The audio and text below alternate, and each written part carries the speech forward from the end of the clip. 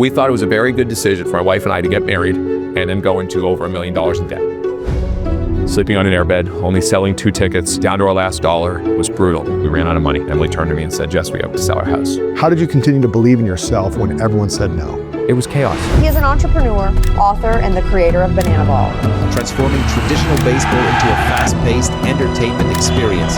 Please welcome Jesse Cole. Almost everyone said you're the craziest person ever. They still do. This is me, and I'm not gonna hide away from this. Everyone said, stay with that, because that was the safe bet. I was bored, and I was like, why isn't there nonstop action? Why isn't there entertainment? Why aren't there things happening? How can you bring entertainment to it?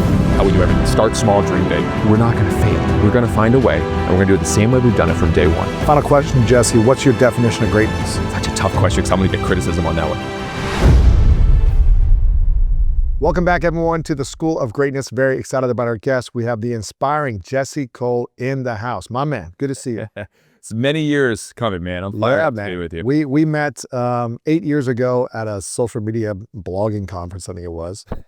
And I remember vividly you coming up in this outfit and saying hello to me. And you sent me the photo of us because we took a photo that day. So there's a photo proof of this. You must have thought this guy's a lunatic. At that point, you must. Who is my original thought was this guy has a lot of passion, a lot of excitement. And it reminded me, not of me, but it reminded me the energy of like going for a dream so big. You even told me right then, like I took over this like wooden bat league, this like semi-pro thing, and I'm trying to make it this new experience. And I was just like, maybe we only had like 2 minutes together. So I really didn't get the full context.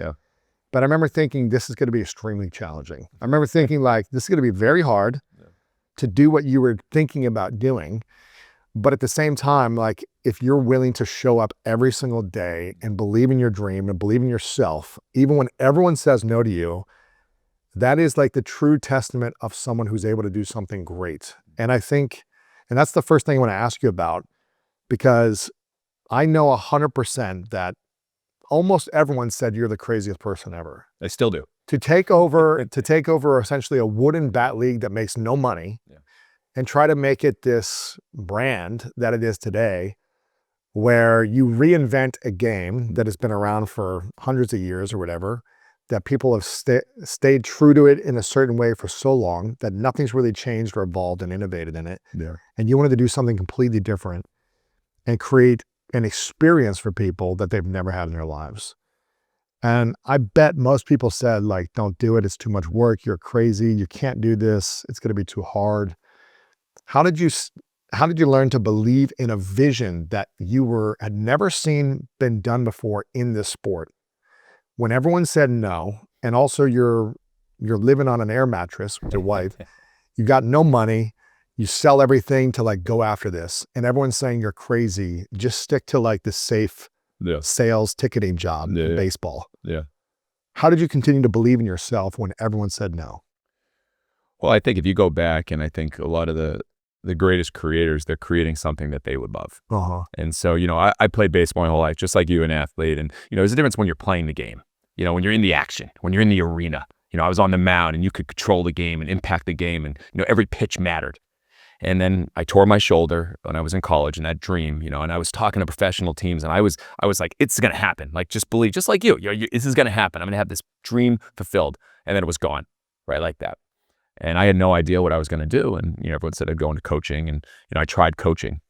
But when I was coaching, I realized something. You know, I'm sitting in the dugout, and, you know, I have an idea of what's going on in the game. I know the players. I know a little bit of strategy. I know what we're trying to do.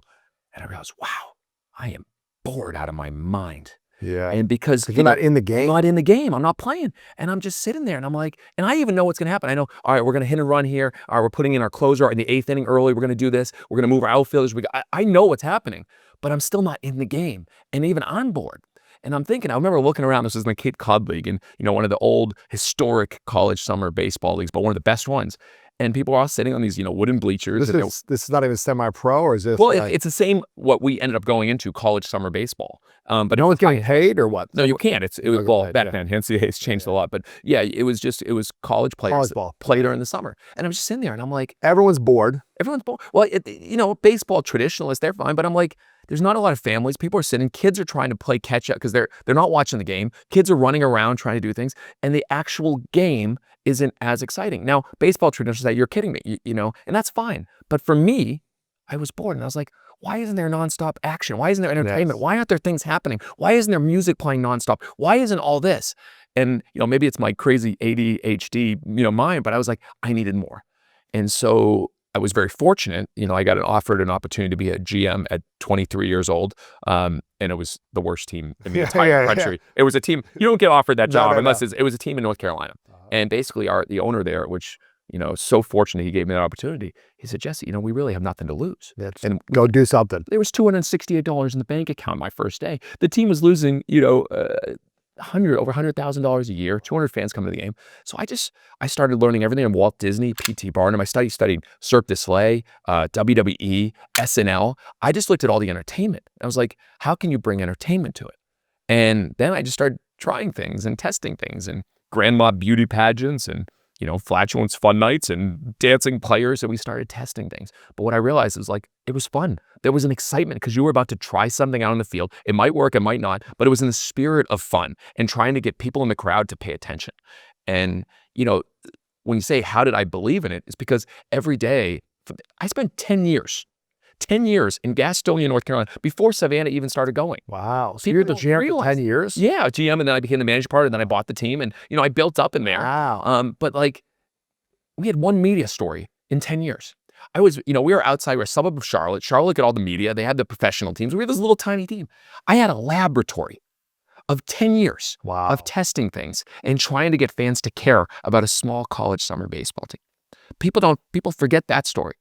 And things were failing every night, but we were growing. People were saying, what are they going to do tonight? What are they going to do tonight? Really? Oh, yeah. I mean, we started in 2,000 fans a game. Come on.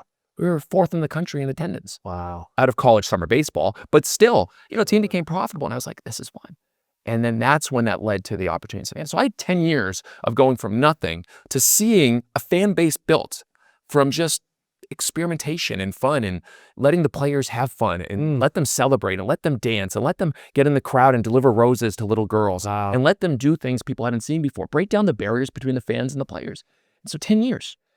I'm curious, why didn't that take off into something like it is today from that team? Well, again, you think about it was the Gastonia Grizzlies. Is it the league? Is that why? Yeah, there's a few things. I mean, it was in a regular college summer baseball league. And so we had to play traditional baseball. Yeah, you can't do all this. You can't, that was, again, watching the fans over and over again, when they were leaving, when they were getting up, when they weren't paying attention, studying the fans to realize we got to change the actual game. You know what I realized? It's like a hot dog stand. You know, we had unbelievable condiments. You know, the mustard, the relish, the ketchup, the sauerkraut, whatever. That was all the promotions, the entertainment. But the hot dogs still need to work. And that was the game of baseball. The main product. The main product, the hot dog. So there's only so much you could do around the product. You still had to play within the rules. Yeah. You had to win. You had to try to win. Yeah, and we still try to win. It's just based on entertainment first. Interesting. And so yeah, it was just a regular traditional baseball. And so how did I get that belief? It was 10 years of building. And when you go to away games, you can't implement a lot of this stuff, I'm assuming. That was the before. Could you? We started Banana Ball. We started testing. We did a one city world tour. Mindset, start small, dream big. You know, I love that. Just that's how we do everything. Start small, dream big. So we called it a one city world tour, which is ridiculous, but we still call it a world tour today. So it was an experiment, one game. Yeah, but world tour because that's where we're going. Yeah. It'll be all over the world. We believe it, no doubt about it. So we're setting that mindset of where we're going, but we're starting small. And we did a one city world tour, but we also at that same point still had the college summer baseball team.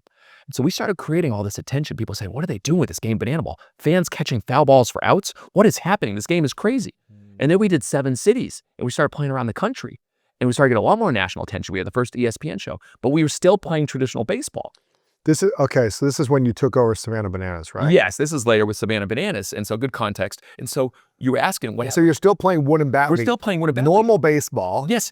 But then you're like, all right, let's do this one night only. Yeah, one night only and do it. And we'll do this. Try this whole thing, this lab, this experiment. Wow. We tested it all. So that was when it first started. When was that first night? 2021. So yeah. Really? Yeah, but yeah. The first game of actual Banana Ball was 2020 during COVID in Savannah. We had the Bananas play the Bananas. We actually had we actually had a split squad team, and we did it, and fans had no idea what was going on. It was absolute chaos. Because it wasn't a normal baseball game. No, it was just we wanted to test this. It was during COVID. We could only have 1,000 fans in the stadium. It was like, might as well test it. Really? So we tested it then. But go back to your full circle. So we were doing both for years. And so 2022, we would go to play in these other little towns, and they were expecting banana ball. And we were the away team, and we had to play traditional baseball fan. These stadiums were all selling out in Asheboro, in Forest City, in Thomasville. They were upset. They weren't well, playing. no, the owners was the teams were pumped. The fans were like, when I get in? I was like, we got to make the clean break. And we left. And Louis, the criticism we received, you're leaving traditional baseball. We had consultants, high-paid consultants saying, no matter what you do, you need to keep playing traditional baseball. Everyone said, stay with that, because that was the safe bet.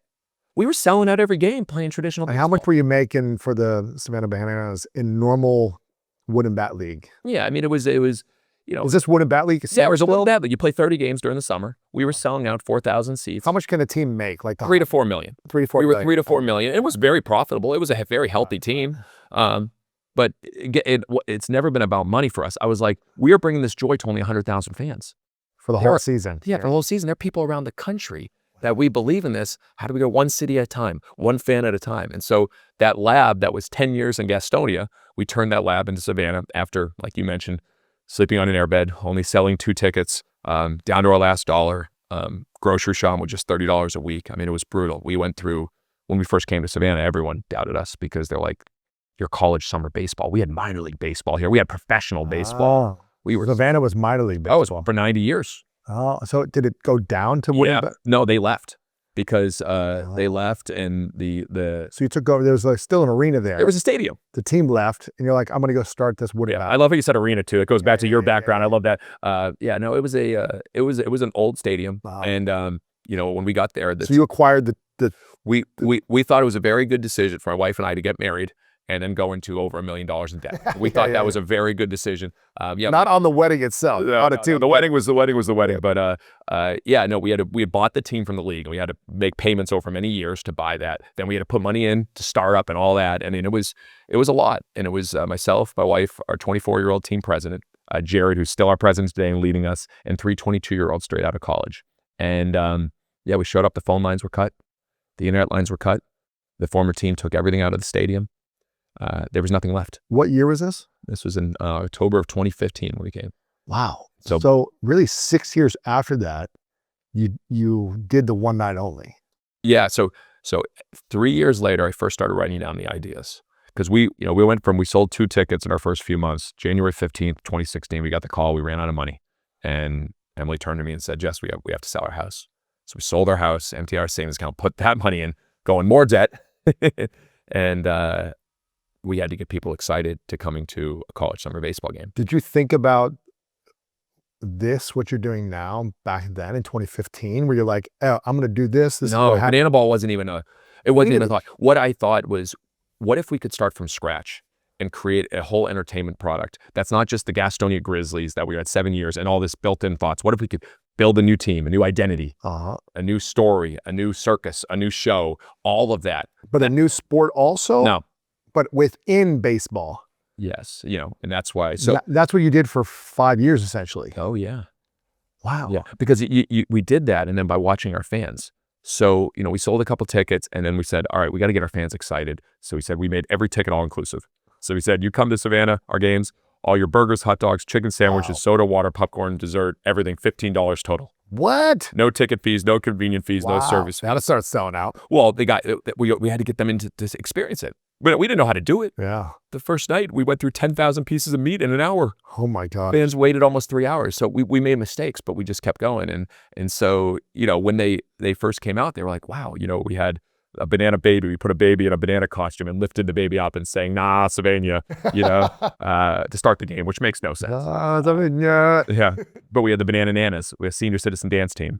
We had the Bananas, a male cheerleading team. We had a banana band. I thought of, putting all these things into a brand to make it nonstop entertainment. But it was also, you had limitations back then because you could only do it in the beginning of the game, the end of the game, in the arena, stadium. There you go. Before the stadium, before the game. Yeah, we used to get fined. For playing music during the games. Wow. But you didn't care. No, we just wrote bigger. We just wrote more checks. Wow.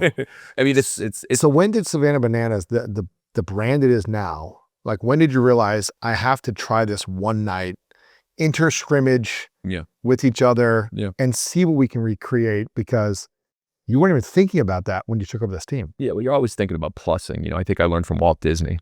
And he was obsessed. He said, Disneyland's a living, breathing thing. It'll never be complete. We will always plus the show. They called it a show, performance. And, Disney's the kind of guy that, literally they were at capacity at Disneyland 3-4 years in. I mean, they were dominating. And he wanted to put a Christmas parade. And he said, it's going to cost $350,000. And all the accountants, everyone in his business was like, no, Walt, you can't do this. We're already at capacity. Why would we spend another $350,000? It makes no sense. He goes, nah, we got to give him a reason to want to come back. And that obsession, he goes, to continue to invest, to continue to put things in, he was always plussing the show. So yeah, we were selling out every single game. We went from sleeping on an airbed and $30 a week grocery shopping to having a very healthy business, successful. But like you'd maxed out, you got into the top of the league of what you could make. Yeah, top of we'll make college baseball. $3 to $4 million a year. Yeah. Maybe you can make a little more every year, but it's yeah, like it kind of then you got to take from your fans, and you got to it's incremental. So then as we were watching, we kept thinking, how do we make it better for fans? How do you plus the show? How do you plus the show? So I wasn't thinking about how do we make this global or make this, all over the country. I was thinking, how do we make it better? And I just kept watching our fans, watching. And this is what Walt Disney did better than anyone else. I mean, he literally put an apartment above the fire station at Disneyland just so he could walk the park. And Walt said, whenever I go on a ride, I'm always asking what's wrong with this thing and how it can be improved. And so I was like, all right, how do we improve this? How do we make it better? How do we make it better for fans? And I realized that even with our big show, players dancing, the celebrations, all the promotions, fans were still leaving games early. So we started taking pictures and videotaping every 30 minutes. First 5:30 when they get in, 6 o'clock, 6:30, 7 o'clock, 7:30. And I realized something. At 9 o'clock, you have your first influx of fans. No matter what, even if we had a fireworks show or something at the end of the night, 9 o'clock, 2 hours in, fans would start leaving. Then 9:15, 9:30, you'd have a lot more. By 10 o'clock, you'd have 50% of your crowd. No matter what. That told me right there's a fundamental problem with the game of baseball. It needs to be 2 hours. I always say this before, it's like, you go to a movie and it's like, how, you go, oh, the movie was great. Yeah, I left in the middle. No one leaves a great movie in the middle, but baseball's, hey, I had a good time. Left in the 6th inning or so, got out early. You should never create something where people want to leave early. So how do you create something that's so good they want more? And so I said, all right, let's look at all the parts of a baseball game that are too long, too slow, too boring. So I remember I wrote down, and that's most of the game. Most of the game is too long, too slow, too boring. Other than, if you ask baseball traditionalists. Unless you're watching the playoffs or something, yeah. 100%. And so I started writing down, and what I'm so blown away by right now. So I started an idea book in 2018. And I realized if you want to have good ideas, you got to come up with more ideas.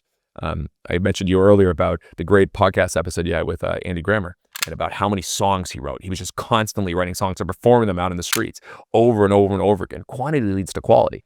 So I was like, I gotta have more ideas. So I started writing down all these ideas. And in 2018, I was like, all right, what are all the boring parts of baseball? Mound visits, stepping out of the box, walks, bunting's boring. I just, all these things. I started just writing all these down. And then one of our big premises of everything is whatever's normal, do the exact opposite. No one gets excited about normal. When we first started in Savannah, we were doing normal social media, normal ads, normal radio, normal all of that. We're getting terrible results. So I wrote down all these ideas, and I said, why don't we just try them? Just see what happens. And so the first time we went to a college, we went to my old school, Wofford College, and the coach said, yeah, we'll try this in practice. No one's there, we'll try it. So we got rained out. So the first ever intentional banana ball game, it got rained out on. Wow. As I learned at my wedding, they say the rain is good luck. So I'll take that as good luck. So I went to my other former coach at Lander, and so we played with these guys. I said, guys, hey, we're playing a crazy game today. The goal is we just want you to have fun. Have fun, enjoy it, and let us know how it is. But this was not inner squad. This is a different This is a different team. We're testing it at a college. And they're thinking, we're trying to just play baseball. What are we doing? Yes. We went to it, played 9 innings in 99 minutes. And the guys at the end says the most fun they've ever had playing.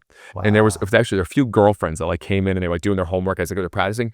And they put their homework down. They were over the seat watching because it was just boom. There were walk-off hits. You could walk off every inning. There was outs. It was fast. The pitchers were throwing every 6 seconds. It was just exciting. I was like, we got something here. And so, in 2020, in the middle of COVID, this was like a scrimmage game. It was a scrimmage. No one knew about it. Yeah. But we filmed it. We filmed it. We knew this is what 20. This is 2018. Wow. So this was right after we met, and so then 2019, we just kept doing our thing. And finally, it was like 2020, COVID. Keep rehearsing it? Or well, I kept iterating. So it was like talking about ideas. We were still in a league. We're set in a contract. We can't get out of the league. All those things. But you were trying to do a scrimmage every now and then. Yeah, and so COVID happened, and and baseball shuts down. Everything shuts down. And so we were allowed to have 1,000 fans, but we had to spread them all out. And I was like, all right, Screw it. Let's go. just try it. And so we did it, and it was chaos. I mean, the first one of the first hitters, he walked, ended up being a home run because no one knew what to do with the ball. So a ball four sprint is ball four sprint. The hitter takes off full speed, and the fielding team has to throw the ball to every guy in the field before it's live. That's cool. But they didn't know what to do at that point because it never happened before. Yeah. So they're like throwing a field, they're throwing a center field. The guy's running around the bases like home run, and everyone's like, "What is happening?" It's just chaos. But we played, and the guys had fun, and we realized a few rules, iterations, and we were like, okay. What if we go do this on the road one time? And then the One City World Tour in 2021. And then sound didn't go out. There were so many issues. Fans were confused again, but they stayed till the end. And I was like, all right, there's something here. Let's do it further. Let's keep going. In 2022, we do 7 cities. And then keep iterating. 2023, we did 33 around the country. Then we added new teams. At 24, our first major league stadium. 25, we started adding football stadiums. Wow. And we build a league. And it's just the constant iteration, just like Walt. It's like plus and improve constantly. And, I want to be the fastest learning organization. This is crazy to me because essentially in 5 years, you went from a $3 to $4 million wooden bat league to a $1 billion brand. Now, do you think that makes me uncomfortable when you say that too? I hear that you saw I look away. I don't like thinking. That's not how I think. Well, you could say, okay, 3 to 4 million to a $1 billion brand that impacts, however many people. Yeah, I'm proud we play in front of 3.4 million fans this year. And, we're impacting so many more online and social, millions of people and billions. I love that. I want to bring joy to billions of people. That fires me up. That's a different thing. Do you think Walt Disney was intimidated by the numbers? How much? Walt hated talking about money. He hated it. He was, Roy, you handle all the money. I mean, he didn't want to, he said, money doesn't excite me. My ideas excite me. He was fascinated. And he was terrible with money. He was like, this movie, Snow White, this will cost a couple $100,000. It's cost millions. Or Disneyland, it's going to be a couple million. It's 17 million. Because he told his team, it's like, hey, I'll let you know when I'm done. I'll let you know when I'm done how much it's going to cost. We're innovating here. We're innovating. The multi-plane camera, which was never invented, and sound, and the first, animated with color, the full-length animated in Snow White. In Disneyland. I mean, he was constantly doing things that never happened before. The animatronics, are you kidding me? He was so far ahead of his time. How can you put a price tag on something that's never been done before?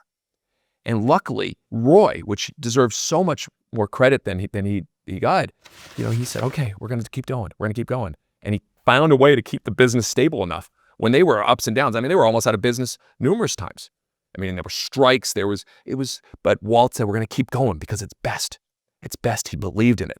So when you ask me, how do I believe in it when I'm sleeping on an airbed? I saw something. We bring joy, we bring fun, and we can create something that people have never seen before, never experienced before. Every single night, it'll work. And Walt has built in me this trait. It's in my DNA. I will never doubt anything. And doesn't mean we don't fail. We fail every step of the way, but we're going to keep getting up and go to the next step. Wow. So if COVID doesn't happen, where would you be? Do you think you would have eventually done this? Oh yeah, because in 2018 we tested it before. Oh, I was ready. It was, how do we get out of the league? How do we, our people in Savannah at first, they hated our name, they hated who we were, they hated what we were about until we actually delivered and we brought joy. They didn't want this. As Steve Jobs says, no one knows what they want until you show it to them. Mm-hmm. We hadn't shown them anything. When at first, no reason why we sold 2 tickets. We're talking about there's going to be dancing players and there's going to be entertainment and bananas. They hadn't seen it. They had every right not to believe in it. And so when I'm talking about this new game where fans are catching foul balls for outs and, there's nonstop celebrating and nonstop entertainment and there's trick plays and guys catching backflips, they're like, I don't get it. What are you talking about? As Bezos said, Jeff Bezos, you need to be willing to be misunderstood. Anybody that innovated or truly invented something that's never been done before, they are misunderstood in the beginning. They are always misunderstood. What's the thing you misunderstand about yourself still? It's a good question. Misunderstand about myself. I don't know. I want to cover that back at you. What are something you think that? Well, I'd say that you're so passionate about the brand, the mission, fans first, not caring about the money, and the experience of bringing joy to millions of people around the world. Yeah. And you've been going nonstop for what it seems like 5-6 years since you did the first show, the first kind of live show. And it is only, obviously you've had lots of mistakes and challenges you've had to face, but you have been nonstop like a machine of innovating. It's got to be better. It's got to be bigger. It's got to be more fans, better for the fans. It's been nonstop for 5 or 6 years for you. For 20 years, almost 20. 20 years. But since you launched this new version, Yeah. right, it's been nonstop. And it has grown from an uncomfortable $3 million to $1 billion valuation. And you're getting offers left and right from every TV network deal. Players want to play. You know, everyone understands it. Not everyone. Not everyone, but yes. fans understand it now. The fans who have been there, yes. Is there anything you misunderstand about yourself or you don't understand about yourself at where you currently are from where you were 5 years ago? Yeah, it's tough. I think, you know, I'd have to go back. I think, you know, when you first start and, you know, you're trying to think about growing yourself and growing your own, you know, you think about everyone. They want to have a bigger promotion, bigger title. They want to be all this. And, you know, people that see me in a yellow tuxedo, you know, oh, he's just, you know, maybe he's about himself. He's got an ego. And, you know, what I've realized with this and inspired from P.T. Barnum back in the day, it was like, this actually is I believe is the best version of myself. Energy. Fun, give permission to people to have fun. You know how many owners they're dressed in their suits and they're up in the suite. Like, I want to be out with the fans having fun. That says you can dress up, you can be a little silly, you can be goofy, you can let loose. You don't need to take yourself too seriously. I think, I think there's always a little bit of an imposter syndrome. You know, I'll tell you, when I came up to you in 2018, I was a little nervous. You were dominating. I mean, you were showing up every week in a huge audience and making an impact. And I was like, he's probably looking at this guy like he's crazy. But I was like, this is me. And I'm not going to hide away from this. And there were a lot of awkward, uncomfortable moments. When you go into a different room, in a bigger room with people that are accomplished, you know, I know there's the perception, who does this guy think he is? And so I think there's always a misunderstanding, or, you know, people that look at me and, you know, we can't always just talk about the fans. He has to be about money. I mean, yeah, I want to make sure we have a healthy business because I want to take care of our people. Yeah. But when I was sitting on the airbed, it was like, yeah, we got to get out of this. But like, I learned, and my wife, how to be okay with not having a lot. And so, you know, I think the people that get to the point where they have so much, you were asking before, when are you going to fly private? I'm like, I don't know. I have my 2018 Honda Accord. I drive it. I'm fine with it. Like, it is what it is. So it's tough for me to ask that question because I guess I heard someone say on a podcast recently, they're like, some of the greatest entrepreneurs, they aren't introspective. And which was really interesting to me. I saw that too. Yeah. And I don't remember the whole thesis behind it. Introspection's more of like a modern day thing. Yes. Back in the day, you talk about Henry Ford back in the day and Rockefeller. It's not like Walt Disney was thinking, oh, I wonder how I'm being right now. He was just trying to create something that he loved and that gave him energy. I think everyone should just chase things that give them energy. What fires you up every day? Yeah. And yeah, I think it's important to know who you are and what you stand for. But if you focus internally and not actually just focusing on actually doing things that fire you up, you might get stuck holding yourself back. And I don't ever want to hold myself back. So you were 15 years then working in teams, smaller teams, until this kind of took off, right? Maybe you're playing in front of 3,000-4,000 people. Yeah, I got 4,000. A great night. It was a great night back in the day. So what is it like going from 4,000 to 100,000 within a couple of years? Yeah. And what shifted within you energetically to be able to take on that energy? Of 4,000 being like, this is our biggest night of the year, to 100,000 every week. Yeah. How do you energetically hold that space and not feel like an imposter? Yeah. Oh, it's hard. And the first major league stadium, I'll never forget it. So this is a big jump for us. So we were minor league stadiums, 15,000, which was big. But then we went our first major league stadium. We went to Houston. The big boys. Yeah. Big boy arenas. Yeah. And it was in 2024, and I remember it vividly. And I took our whole team and our staff up to the upper deck. That's 2 years ago. It's not that long ago. Yeah, 2024, right? Feels like decades ago. I know. What happened. So we took everyone to the upper deck, the furthest seat away. And now what people don't realize is we travel with 200 plus people. Wow. You know, we get kicked out of the Globetrotters. And again, I have respect for them, but we are completely different in the sense we're in a league. Every game counts. We're doing 10 to 15 things every night. The Globetrotters travel with 20 to 30. We travel with 200. Now we have 3 tours going on, 6 teams, 150 to 200 plus people. So we had 200 people at first major league stadium. And everyone is, you know, big eye looking around like, what are we doing? Do we belong here? Like, what are we doing? And I said, guys, we're up in the upper deck. I said, everyone's expecting us to fail. We are too big for our britches. Everyone says, you know, you can do the small stadiums, but this is too big. And I go, we're not going to fail. I go, we're going to find a way, and we're going to do it the same way we've done it from day one. And it's one fan at a time. I go, we're right here in the upper deck. How are we going to make sure these people that are the furthest away are going to have the best experience? What's the difference between the people behind home plate and the people up here? What are we going to do differently? Remember our head coach, Tyler Gillum, who's been with us since 2018. He's an amazing, amazing individual. And he started writing thank you letters and signing them and putting them in different seats all throughout the upper deck. Then our players started doing it too. It's like, what can we do? Can we put a card up here or put something up here? How can we make sure we get up here in the middle of the game? And I said, I'm going to be up here. I'm going to spend 2 innings in the upper deck every single game. We're going to do it. Now, we put on a great show. Ironically, we did fail. Our ticket system shut down. It completely went out. Chaos ensued. And so we put on a show. We delivered the show, but it's just chaos. And but we got through it. We got through it. We got to the next Major League Stadium. But yeah, I think I knew I tried to put myself in those people's shoes all the way up there. And so when we go to 40,000 now to 100,000 seat stadiums, which when you walk into a 100,000 seat stadium, you know, I can't believe that us, this little small college summer team, got to perform there. But I also know no one obsesses like we do about every single seat around that stadium. And so, you know, now if you come to one of our shows, you know, most people say you're going to a sporting event, 7 o'clock game. What time do you come to the game? 6:30? You know, maybe I gotta get there early. There's some major league teams, 50% of their fans come after first pitch. Wow. So I said, all right, well, we got to deliver a lot more. We got to plus the experience. So one step at a time, we started doing a bigger pre-show, and then we started adding a little bit to it. So now at a football stadium, 100,000, our show starts at 2 o'clock. We do a rope drop. The first thing you see when you come in, rope drop. We have all characters cast. We do a big opening number. Really? You come in, the first thing you see is our players. Our players greet you. For the first hour, they sign autographs. Before the game? Before the game, from 2 to 3 o'clock. Then from 3 to 4:30, we do a huge stage show. 2 to 3? The game's at 7? Yeah, players are signing. Wow. So players are signing. People are there at 2 o'clock? Thousands. Wow. So like at Texas A&M, 100,000, there were 45,000 people there 3 hours before the show. Wow. So we do a whole performance show. Then we have a march, and our players go through the crowd, and we high five every single fan, so we know who we play for. These people have come from all over the country. You know, as an athlete, often you're in your own world. How are you going to win this game? But when you realize that all those people all around that came 5 hours before the game, 7 hours before the game, that stay an hour and a half after the game, that flew in from all over the country for that, and you either get to high five them, you get to see them, you have a different sense of purpose. Oh, yeah. Playing. 100%. And so we know that. And so when I talk about winning the upper deck, we put ourselves in their shoes. We said, we're going to get up here. And so we actually have activation stations. People don't realize we have all of our players. We have activation stations throughout a 100,000 seat stadium where our cast and our players, this is your zone. This is where you're throwing beads. This is where you're throwing t-shirts. This is where you're getting up and doing selfies. This is where we're doing a sing-off. And so I knew it was going to be hard. And we still, you know, some people we probably don't get to touch as much as we'd like to.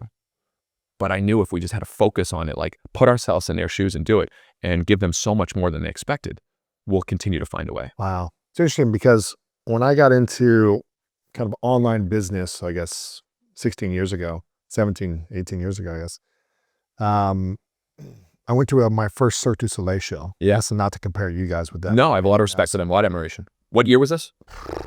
Probably 2009, probably. Like in Vegas or? Vegas. Okay. Yeah. I can't remember which one I saw, but I saw a bunch of them. Oh, yeah. But I remember getting there, I don't know, 30, 60 minutes early or something, and the cast being out in the lobby and even out of the tickets area too. And I was like, and it made me apply what I learned from Cirque du Soleil into webinars, into online marketing, into live events, where I was like, oh, and into the podcast as well, where I was like, oh, it's not about the show. The pre-show is the show. It's just like the pre-show is the show. Like our conversation out there for 30 whatever minutes, that is the show in my mind. And it's not, obviously you got to make a great show too, but the show can be 1,000 times better based on what happens before the show. 100%. You know what I mean? It's intentional. You set the tone. Yeah. And so I was like, oh, how do you create that experience, that vibe, that energy, that joy before people enter your arena, whatever that arena is for you? And it seems like you guys are just plus that. We've learned, and you put yourself in the shoes. I'm in a world where I want to be entertained all the time. I don't want to be bored. I am so scared of boredom. I don't know what it is in my mind. I have this fear of boredom, a fear of settling, a fear of irrelevance, that I want to have something going on. And so again, I don't need to go back to Walt Disney, but he's like, we're going to create a berm around Disneyland. But when you first come in, you're going to see the train, you're going to see the fly, the landscaping. Then you're going to go through this little tunnel and you're going to start to smell, and then you're going to start hearing sounds, and it's going to open up to Main Street. You're going to see Main Street. Then you're going to have the castle there. And it's just, everything was intentional. And that's in many ways the pre-show. It is the pre-show. No one has gone on a ride yet. No one has experienced. Pre-show is the show. That's exactly. So we think about that same, you got to do the unscalable, do the scalable too. Yeah. People don't realize our first 7 years, we called every single fan that bought a ticket and thanked them. Hundreds of thousands of fans. That's cool. Now during Christmas time, we'll get our players, we'll do surprises and do like, now we serve millions. It's kind of hard to do that, but your pre-show, we send an email, what to expect or what expecting. You know, we set the tone there, and then when they show up, you know, we're ready to go at 2 o'clock, and then your last impression leaves a lasting impression. Every night, every show I'm at, I will say again, your what? Your last impression leaves a lasting impression. And so like every night, no matter where I'm at, I will sign till the last fan leaves. And it is a full day. We start and you're at midnight, maybe it's like if we're at 100,000 seat stadium, it'll be 2-3 hours after the game. And we, you know, we start rehearsals 7-8 in the morning. We're going through all of our programming, our tech director. And this is why you're going to need a private jet in the future. Because at midnight, you're going to want to jump to the next city. Yeah. You know? but if you want to be successful, you got to do what others won't do. Of course, yes. And to me, I'm so grateful. I remember, you know, that kid who dreamed playing at Fenway Park and getting an opportunity. I remember the kid just hoped to meet a player. I remember catch a foul ball or something. Foul ball. I remember sleeping on the airbed and having nothing. And I think a lot of people, you know, business that becomes successful, if you haven't gone from starting from nothing and to get to that level, it's hard. It's very easy to take it for granted and just say, you know what, I don't need to do this anymore. I've made it. And I don't want that to ever happen. I want when I'm 70, 80 years old to still be at the end of the night. I want to be up at the upper deck with the fans, singing with them, you know, and I think if myself, my wife, and our team sets that tone, all of us will continue to do that. And so when people say we're a fad, and you look at the graveyard of all the leagues that have failed over the years, there's hundreds. They start up, they fail. You know, I think a lot of people have put us that we're destined to fail because we're just this, you know, new kind of fad that's, you know, this quirky little thing. But they don't know our passion. They don't know our purpose. They don't know how we put ourselves in the fans' shoes every single day. And so, how our obsession is so much different than trying to make money or trying to drive revenue. And so, I want to have this conversation in 50, 60 years when people say banana ball, it's just this fad, it's whatever. When they said that back in the day, because I think our obsession is going to continue to grow and our ability to plus the show and plus the experience. That's what fires me up. Where does the fear of irrelevance come from? Geez, you want to get, now we're going to go deep. This is right up your alley.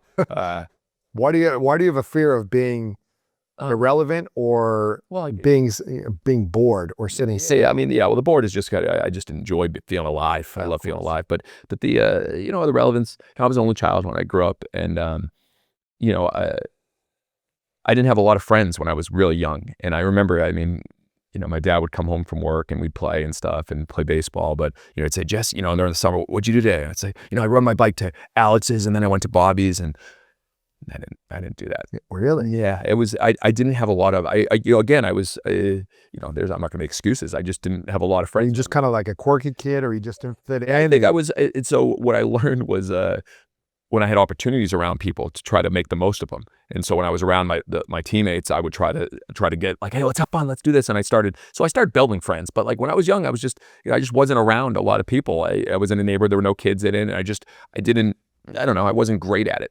But I learned because I didn't want to feel like I didn't matter. You know, like I was just, so I started really working hard to create attention, to get excitement. I mean, I think I got 26 detentions in 7th grade. You know, I did anything to try to. Were you like the Joker kid then? Yeah, I joked. I was trying to have fun. I was just always trying to have fun. Yeah. And so I think what I realized is I felt alive when I felt seen, heard, and that I mattered. And so what the opposite of that is feeling irrelevant. And so when I think about now what we create, I want every single fan, everyone to feel loved, to feel seen, to feel heard. You know, my dad, who I have the closest relationship in the world with, and you know, he didn't use the word love when I was a kid. So I never really received that. He didn't say, I love you? He didn't say, I love you. And now we say it every day. We have a different, really? But I didn't get that.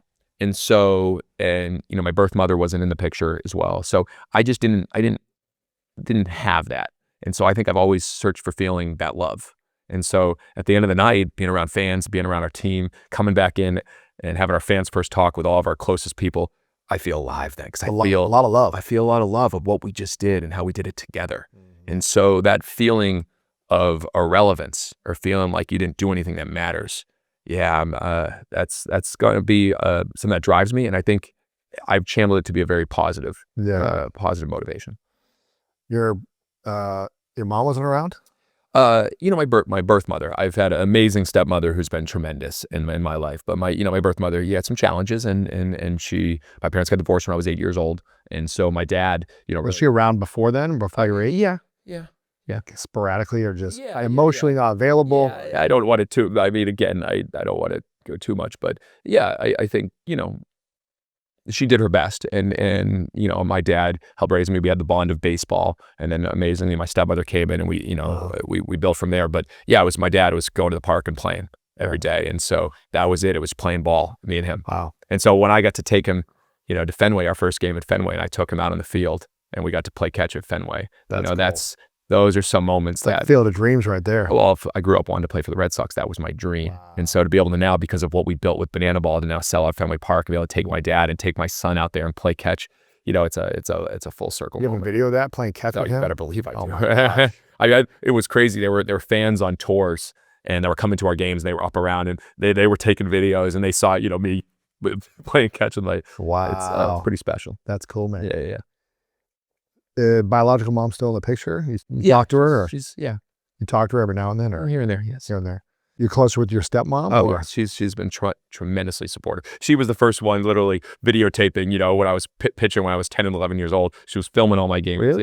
Yeah. So that was special. Wow. Do you feel like any of that relationship is also what drives you to want to be relevant or create a deeper love or deeper Yeah, I experience? think we all want to feel loved. We all want to feel loved to an extent. And I think that was it. I didn't understand love too much when I was a kid. It just wasn't, you know, my birth mother, she said it to me, but I didn't understand that as much. My dad didn't. So I just didn't understand it. It just wasn't part. And now, you know, I literally say it to my kids every day, numerous times a day. I'm probably giving them what I always wanted. Yeah. You know, if you look deep into it. And so, yeah, I think what we built and how I built this whole world, it's all built on spreading love Wow. and spreading joy. And so What's your relationship like with your wife? Because I know she's obviously she's everything. owner with you. Yeah. She's been, you know, on the air mattresses with you, going for this crazy dream. Yeah. Baseball wasn't her first love, I'm assuming. It wasn't like, I want to go start a baseball team when I'm an adult, you know. She's really kind of supported you on this journey. Yeah, well, and yeah, she's supported everyone. She's the heart of our organization, of course, in many ways. But what is your, and I know she does a lot of, you guys have foster kids. I know every game she's a big part of giving back in a big way. How have you fallen in love with her more since you guys have been on this journey from taking over in 2015 to taking over and recreating and reinventing in 2020 to where it is now? How has your relationship with love or your wife evolved over the years with all the different levels and layers from adoption to having your own kid to giving back to the charities that you guys support? We'll go back to 2015 when we took over this team. We got married and we're taking over a brand new team. That's a huge venture, scary venture. And when we got the phone call, we were out of money. The first thing she said, we need to sell our house. So we were living in Charlotte. Her whole family had moved down. So she grew up in New York, her whole family. Her 3 brothers, who she's extremely close with, her mother, her dad, all live in Charlotte. And she's like, we got to sell our house there and we got to go in to Savannah and be there full time. So immediately she says, I'm here. Like, we're married. I'm going to do this. Leave, the family, because we got to take on this. You had a house in Charlotte. Yeah, because we still had a team in Gastonia, North Carolina. So you were kind of going back and forth. Back and forth, but we need to get down there. You need to be all in. I had to be all in because we had nothing left. And so we sold the house. Found an absolute, it was an old garage that was turned into a studio. We put an airbed there, and it was so gross. Like, the floor was so nasty. We slept in our socks. Like, you should never sleep in your socks. Only lunatics sleep in their socks. Like, I would have probably upset some parents, but you got to be crazy to sleep in your socks. And so we're sleeping in our socks because we don't know where we're going to step on. You could never clean the floor because it was an old garage. It was brutal. And so we went through that, and she was there. And then during COVID, we're down there. And again, not around family, just trying to figure out how to get out of this. Our business, live entertainment business, is shut down. All this just there. And it was amazing. At that point, she started learning about foster care and just studying. It's like 2020, in the middle of COVID. She read the book, Everything is Figureoutable. Wow. And and she said, Jesse, there's 400,000 kids in the US that don't have a permanent home. We got to do something. And she's like, will you, join me in this? In my mind, are you kidding me? You've supported me like crazy to coming down here with nothing. I go, I'm all in. She's like, will we become foster parents? I go, in the middle of COVID. I go, all right, You let's try to launch the Savannah Bananas. we just started this big vision. We are like, Yeah. let's do it. And so we started, we got our first call. Why did she want to foster? Because again, there's 400,000 kids in the U.S. that don't have a permanent home. We got to do something. But where did that spark this? Her family. Kids that don't have water, kids that don't have education. Why foster kids? Her family. So her family was one of the close-knit families. Her 3 brothers, they were just always together. You know, they went through challenges and everything, but they were always together. And she just realized the power of family. She's always been family. And then when she started learning about this, she's like, no one's talking about it. It's one of these things that's out there, and just there's kids, and like she heard stories, she started listening to every podcast. She went deep, like how I go in Walt. She was learning everything about it, and so we went to like an online class. I was like, we're gonna do it, and so so we said yes, and we got the first call, and a 2.5-year-old girl joined us, and gashes and cuts on her all over, and she was nonverbal, and it was really 2.5. 2.5. And you guys had a son already. We had a biological son who was 4 months older, 3 months older, so 3 years old, roughly, almost. Yeah. And so she joined us, and immediately we started learning what foster care is like. You know, the challenges of DSS, they're understaffed, you know, being able to have visits every week, and then sometimes the parents don't show up, the kids are devastated, all this, just the emotions and the pain of it. It's like, wow. And so we went through it, and then about a year later, we get another call. We're going on date night, and we get a call from, there's a 6-day-old who's in the NICU, who's battling every drug imaginable. 6-day-old? 6-day-old battling every drug imaginable in her system. You did not bring her in. So we took her in, and she joined us, and you know, we didn't know what was going to happen with her. And, you know, the goal in foster care is always reunification. You want to get the kids back to their family. That's the best thing, and that was the goal. 6 months or a year. We always thought that's what, hey, we're just going to be it, and we're going to be foster parents again, and just help these kids in their journey when they need it the most. But on Mother's Day, that year of our baby, the 6-day-old who had us, we're traveling. This is active 2022, and so that's our final stop of our Banana Ball tour. 7 cities is all we did. And we're in Kansas City. It was unbelievable. We played another professional team. We beat them. It was covered on ESPN. It was unbelievable. And we're traveling, and it's, you know, me and we got seats. It's Emily up there with Maverick, our son, and me, and with Kenna and Addie. And Emily turns to me on her phone, and she turns around, and she's bawling her eyes out. It's Mother's Day. And she shows me the text, and it was from the birth mother of the baby. And it said, you know, if I think a lot of this on Mother's Day today, I couldn't imagine a better gift than for you to be the mother of my daughter. And she just had this kid 6 days prior. She had no. This is a full year later. Okay, so it's a full year later. Got you. So it's a full year later, and she realized the maturity of that birth mother. And so at that point, we realized that now was the goal to, you know, help. She said, "I want you to be the mom. I want you to be able to take care of the maturity of that." And so then Addie, you know, we went on a path towards adoption. And then the same thing with Kenna, we went on a path towards adoption. So we adopted them on the same day in January of 2024. So they joined our life, and, you know, we still continued foster care, but, you know, doing respite fostering from now on from time to time, like for weekends when families needed, but we still realized there's more to do. And so Emily, we started talking, we got to do something more. And so that's when I realized, well, what if we honor families every single night? We're playing all over the country. We honor a family that's, you know, had 60 kids in their home, or helped adopted 3, or helped 20 go back to reunification, whatever it is, make them the hero, celebrate them. And so we said, we might as well call it Bananas Foster.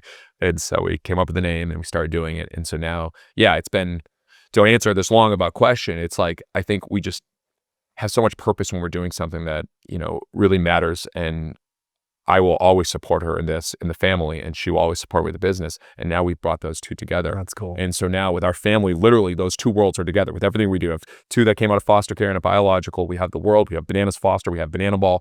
Our worlds work together in doing something that gives us a lot of purpose and fulfillment. And so for me and Emily, it's a support system. And it's very hard right now with 3 kids under 8 years old. It's extremely hard. But like, does she travel to all the events? She goes to a lot of them, but this year she's like, you know what, the kids right now, this season, they need me. Need her. And so she stepped off a little bit, which was really hard for her. And again, I had to support her in that. And she came to me like in a couple months. She was like, we got to get these kids to experience new things. And so she came up with world schooling. And so literally we took the kids to Greece to experience that. So full circle is, and I flew there, and then I fly back to a game, and I'll fly there. And it's all part of, you know, we're figuring this out. But when you have clarity on what matters, Emily right now is, I'm going to make sure this family is as strong as we can. I'm going to make sure I can do everything I can to keep the family and the business as strong as we can. And we just try to figure it out, man. It's hard. Well, how has your relationship as a married couple evolved over the last 5 years with again, you've taken on so much more. She's taken on so much Yeah. more. You're pulled in a lot of directions. It's all exciting, but it's also a lot of time and energy. How has your definition of love evolved? 100%. And there could be resentment in different ways. Like I'm like, you know, You're out having fun. or she's right now with the kids in Greece experiences, and I was there for the first week, but I had to fly back for the ESPYs and do all these things. And it's like, and then she's seeing me, you know, play, do all these things, and so there can be that. But what happens is it's how you view things is how you do things. I believe that more than anything. And so every night we send our roses and our buds. So the roses is something great that happened during the day, and a bud is something that you're looking forward to. And so normally we'll FaceTime or call, but if we're in completely different time, which we are now 10 hours different, you know, we'll text it to each other. And we're constantly sharing the good in the day. We're constantly sharing what we're looking forward to. And I believe that so much. So many people talk about all the negative things, and you see it all over social media. Em's like, I love social media because all she gets is positive. That's what we look for. Yeah, me too. It's what you seek out. I love it. I'm not getting negative politics. I'm getting positive stuff. Yeah. And so how do we keep the connection? You know, we really focus on the good. We talk about the joy. We don't hide away from things that are hard. We talk about it. But then when we get together, we really lean in. You know, when I was with Greece to the kids, I literally shut down work for a little bit. I was like, I'm going to be here. I'm going to be fully present. Did you have to miss a game? Or did you miss a game? I miss games. We have 6 teams playing, Louis. I miss So games who's every week. running the production to make sure that your vision is being executed at the highest level without you there? We have hundreds. I mean, so like we have show callers for every team. Okay. We have lead vice president of marketing. We have video. We have creative. We've had a team that we've been working together, like a core team for 6, 7, 8 years. And so, yeah, it might not be 100% at the level that I would see it, but if you get it 90% and you Scale if it's, yeah. you got to keep learning and growing. So yeah, so I miss a lot of games. I miss, you know, more than sometimes I like. But if you're with your family and you're growing that together, I don't want my kids to. This is where I can get emotional, get tough for me. My kids to feel like, you know, Daddy's just had another game. And you know, I remember when you're outside of Greece, and you know, Maverick goes, "Daddy, when are you coming back?" Because you know, I planned with us going, and right when they came back, is to meet them. So, but they don't know this right now. But I planned a surprise trip. Yeah. And so, so they'll have a surprise trip, and I'm not telling them. I'll turn my location services off for 12 hours and show up, and because those are the moments that really matter. And so I will miss more games to go be there for them, and so my kids can know that they do matter most. Wow, man. Yeah. Because you're probably away from them a lot right now, right? Especially in the growth phase, but do you get to bring them with you also? Yeah, so they like all the last few years they traveled like crazy, but when they travel with us, man, it's we get one hotel room. We're all in a hotel room. Yeah, we've got you know, Addie's 4 now, but she's wild. Yeah. And Kenna and Maverick, and so yeah, it's tough. And then you know, in the morning we start rehearsals at 7, 8, 9 in the morning. We have our promo meetings, rehearsals, our tech director meetings. I mean, every show is a brand new show. This isn't, you know, I have so much respect for Broadway, so much respect for what they do, but they are executing the same show 8 times a week. In the same location. In the same location. Not going to We're going to a brand new facility, brand new stadium, brand new video boards, brand new plaza setup, brand new everything with a brand new show and with huge performances we've never done every single night. It is extremely hard. And so the time that we have to put in every week, like on Tuesdays, today, like we spend all day creative. I spent 3 hours before this, a part of all of our OTT meetings, talking with the clowns on what they're going to do, talking with the bananas and the party animals. We had a host meeting talking about all our new promos, all of this because this is brand new for this weekend coming up. I love it, but it's a lot. So when the family travels, you know, they get some of their dad, but probably not as much as they should. And that hurts me. I still love it. The kids, Emily, this is how great Emily is. Just we'll get naps. At the end of the night, when I'm done signing, the best feeling in the world at midnight, 11 o'clock, I come back, we're all having dinner the whole. And, you know, Kenna will put on my yellow jacket. She'll put on my hat. She'll come over and give me a big hug. It's those feelings that the kids get to be hard for that. So we're trying our best, but it is hard. Man. Yeah, my twins are 9 months now. Yeah. And I'm starting to see, you know, they're not talking yet. They're just starting to crawl. They're saying some papa, mama, kinda. But every time I come back, whether from the office or on a trip, and they see me, they just light up. Oh, yeah. It's got to be crazy when they start talking. Oh, yeah. It's got to be the craziest thing when they can start interacting with you in a different way. It's a different level of love. And you know what my biggest fear is? What? The day I come home and they don't run out. Ooh. Oh, no. The day I come home Ooh. and they're just still playing and it's not their dad's home. And so to make sure that doesn't happen, I have to make sure I'm there for them, and I'm their best friend when I'm there. Yeah. And I'm their best friend, so their best friend is coming home. Wow. Because right now, when I see them, they will sprint up and hug me, and they won't let go. And I'll hold on until they let go. You're like Disney. There you go. You're like Disney character, Like man. Disney character until they let go. Wow. And so I'm still fortunate, 8-year-old, 7-year-old, and a 4-year-old, I still have that. I Wow. don't want to lose that. Gosh, man, that would suck. That would really be scary, I think. It's kind of like the beginning. It's like the beginning and the end. It's like you're always trying to get back to that feeling. And maybe when they're 20, they're not going to do Yeah, this. I mean, It's evolving, but you don't want them to lose the spark in their eye when they see when they're it. excited. And it's because, and the key for that is when you are there, are you there? Are you there with them? I try whenever I'm with them. If they ask me something, I say yes. If I'm exhausted and they want to play a game, which is not the most fun game, I try to say yes. And, a lot of times when we come home, we have a pool in the backyard and, I'll just jump in my full clothes. Like I'll have pants on, I'll have a shirt on, I'll just jump on because like they're in the pool or we're going to, like, I'm going, let's go. They come out, run, Dad, we're going swimming. Let's go. And those are the moments. And I think about the moments, like everything I do, everything we do is all about moments, creating moments to feel alive. I think now more than ever, AI, technology, you think about this connectivity that's happening in the world and everyone's, connected in their own world. But it's the shared moments, the shared experiences. It's the human to human connection. I am betting all in on that. And so we got to be able to do it the best with our family and make sure that we provide those. And so I'm going to do everything I can to make sure that in 10, 15 years, they remember the time that Dad's jumping in the pool with them and they're creating these moments and, Dad's dancing in the middle of the night in places they never imagined, like with them. That's what I think they're going to remember. Because when I was a kid, I remember the moments playing catch with my dad. I remember the moments playing until, literally it was almost dark and you couldn't see, but we were still out there hitting. Man. It's those moments and, going to the Disney trip and just feeling things with it. That's what we're working on. Do you feel like you're a different person in the yellow suit versus outside of the yellow suit? Like, do you put on a different identity almost? It's a good question. Yeah, it's kind of the alter ego mindset. I mean, I'm a dad. I'm a dad when I'm off. Like, this is usually when I'm working. So when I'm in this and I'm with you, I'm at stadiums, I'm in this. When you're doing business meetings, you're in this too? Oh yeah. I'm pretty much every day you're in this. Every day that I'm working. Weekends when I'm with the kid or if I'm in Greece, I'm like, no, I'm a dad. Unless you're at a game though on a weekend, but yeah. Yes, weekends if there's not a game in the fall and the winter, yes. Yeah, I mean, this is me. And again, after a game when I'm coming from signing and the kids are there, I can go into dad mode as well. But no, I mean, this is me, man. I just I like bringing energy. I like having fun. I like bringing joy. And do you feel like you have more confidence when you're in this outfit than when you're in normal clothes? That's a good question. People would say like, yeah, you would say, no, sometimes I could actually less because if I get into a room that's a little different and like, I don't really think about that, but it's not. Is there anything that switches on though? Like when you button up, jacket, hat? On a show night, you better believe it. Yeah. On a show night. So like I'll be in, if I'm like, all right, it's time to meet the fans, let's do this. And so like there's switch. When we do our march, at 4:15, and we know there's 30, 40, 50,000 people outside. It's go time. The hours. We got our band's playing the music. Everyone's hyped up. We're jumping around. I mean, they played. We're bouncing the indie tribe. I mean, we're doing like, it's crazy. Like people see it in videos, people are like, what? Like that gets me fired up. Because then when you're going through the crowd and that we do a march that goes all the way around the stadium, there's just fans lined and you're feeling this. I'm like, are you kidding me? I can't imagine, how the Beatles felt back in the day or Michael Jackson. But I'll tell you, feeling 20, 30, 40,000 and going through it. And every time you get closer, they're yelling and screaming and yelling your names and myself and our players. Man, how could you give better purpose? Like, let's go. We're going to put on a show.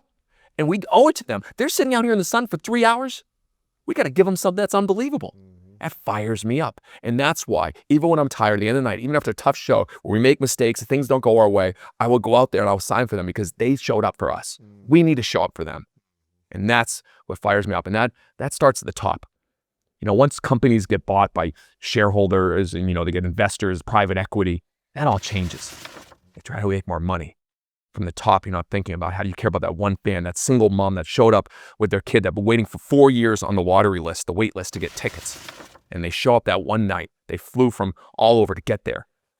They deserve something special. They earn the best of you. I know you've been asked this a lot about would you ever sell or something like that. What would it take for you? Would there ever be a world where you'd sell, go public, or take a minority sale, like let someone buy a piece of it? Never. Never. What would it have to happen? There's nothing.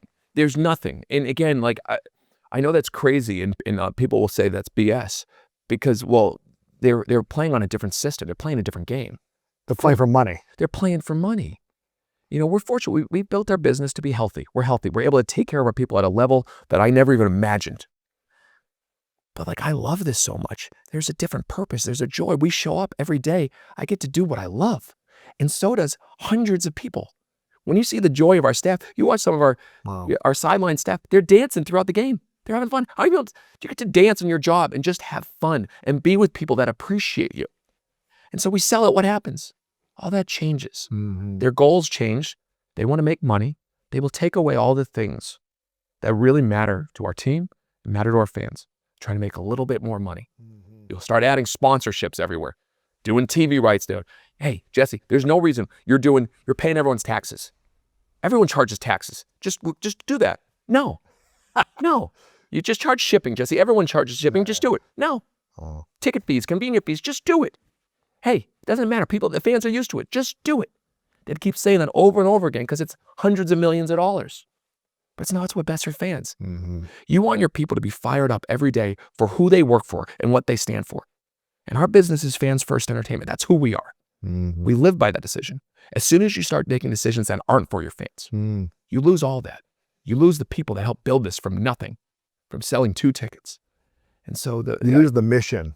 You lose the mission, the purpose, the drive, everything. And it happens. Look at the amount of companies that have gone private equity and they change. An unbelievable book, Incorruptible by Eric Ries. He shared it. He shared all these companies. You can just look at it. They were this company and then they sold. And this is what happened. There's very few. There's very few out there. And so there's not one model in my world. I hope that I can have this till the day I die. I hope our family, I hope the people that understand what matters the most. I want to put some kind of structure that no matter what you do, you have to do it for the fans. I want to figure out that. I'll probably try to lock it up in a crazy way to keep control. So whoever does, try to say, hey, there's $100 million here. I don't care. Keep us healthy. But if you run a business for the right reasons and do the right things, your fans will repay you. And our fans have taken care of us more than imagined. The merchandise, the tickets. We have a wait list that's now approaching 5 million. Wow.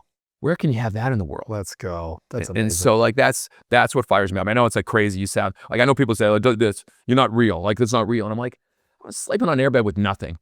We were good. It's so interesting because I lived in a 2-bedroom apartment Yeah. until 3 years ago, and until I hit 40, I was in a studio in a 1-bedroom apartment and a 2-bedroom apartment for like, 12 or 13 years. And I was happy.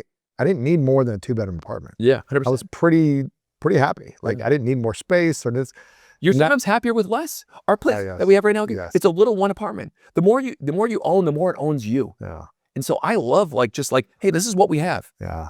And again, like as I mentioned before, like look at the graveyard of past leagues that have failed.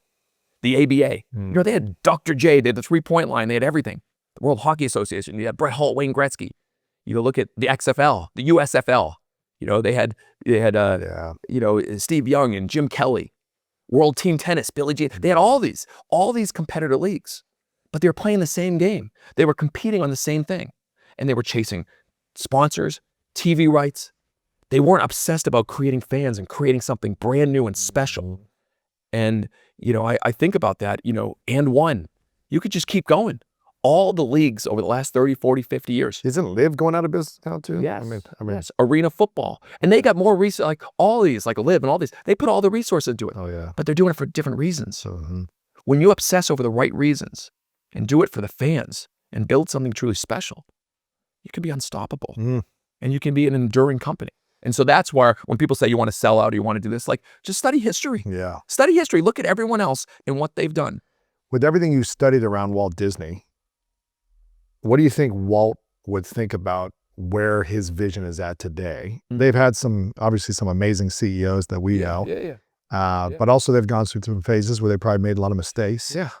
Where do you think he would be proud of what Disney has become? Or what do you think if Walt was around today, that he would be saying, Such a loaded question. guys, we're missing this. We've got to hear more of this. Like, what do you think that his original vision that he would be more obsessed about than anything today that would take Disney to a whole new level? Yeah, well, again, you got to look at the history of Disney. So obviously they had 20 or 30 extremely challenging years after Walt went down. Everyone said, what would Walt do? And they weren't actually just doing things, and they were just kind of working on their past. And Walt always said, you can't top pigs with pigs, because they, did the first 3 Little Pigs and they tried to do another one. And he was always against sequels, which is ironic because now Disney's doing tons of sequels, but they were successful. So they're crushing. Yeah. Things change. Yeah. And then Mike Eisner came in, and Mike, boy, when he started, he went at it. He was so innovative. He started building new parks. He started, focusing on animation. He started focusing on creating. And he did some things that didn't work, but he was innovating and trying things and experimenting. I mean, he was made to say he was the next Walt. And boy, he did it for a while. And then there was challenge. There was some turmoil. It was stagnant. And then Iger came in. And Iger said, you know what? We're missing animation. What's our last? It's been years since we have it. And he's like, all right, we got to find it. Pixar, Marvel starts bringing it in and then starts creating new and completely revitalized Disney animation and Frozen and everything they did. It comes to a different level. Disney has amazing years. And then they had a couple challenging years during COVID and everything else. And now they're back on creative. Josh D'Amaro, I think, is a tremendous lead for them because he is going to be obsessed on creative. That's where he comes from. And so when you look at Walt, and he cares about the fans. Well, he would walk the parks every day, Josh, yeah, and shake people's hand and be like, what is it that we're missing? How do we make it better for you? He's obsessing about that constantly. So if you look at, his first shareholder call, for instance, he used the word fans like over 10 times. Wow. And I told him this. I said, Josh, that's how you're going to be different than anyone else. Because everyone's also talking about their clients, their customers, their product. You're talking about your fans. No matter what happens with AI, no matter what happens with all these things, and everyone's chasing customers are transactional. They come and go. But fans never leave. There's something different about fans, and especially Disney fans. But like I have fans that get tattoos of every one of our teams.